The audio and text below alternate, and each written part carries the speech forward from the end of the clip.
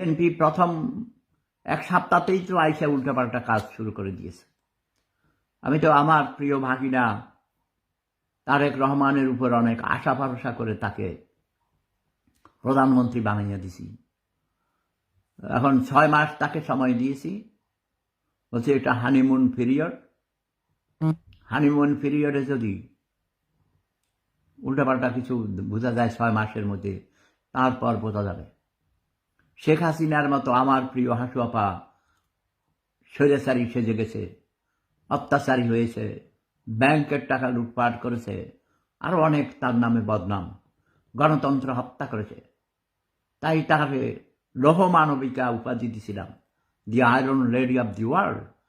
তাকে তার তক্তে তাউস হাওয়ায় উড়িয়ে দিয়েছি।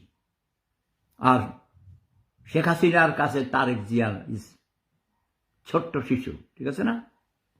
রাজনীতির ময়দানে শেখ হাসিনার কাছে তারেক রহমান একটি ছোট্ট শিশু। কাজেই চাঁদাবাজি এখনো বন্ধ হয় নাই, মব ভায়োলেন্স বন্ধ হয় নাই। আজকে আমার কাছে লেটেস্ট ইনফরমেশন এসেছে, বাংলাদেশ থেকে অনেক টেলিফোন এসেছে, প্লাস বাংলাদেশ থেকে লোক এসেছে গতকালকে।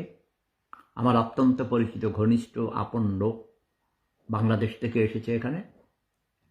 আমি জিজ্ঞেস করেছি, বলেছে যেন তেমন কোনো পরিবর্তন হয়নি। চুরি ডাকাতি, ধর্ষণ, নারীকে ধর্ষণ করে আবার হত্যা করা হচ্ছে, তারপরে চাঁদাবাজি, মিথ্যা মামলা, হয়রানি, মবক্রেসি, আইন নিজের হাতে নিয়েছে। এসব চলবে না।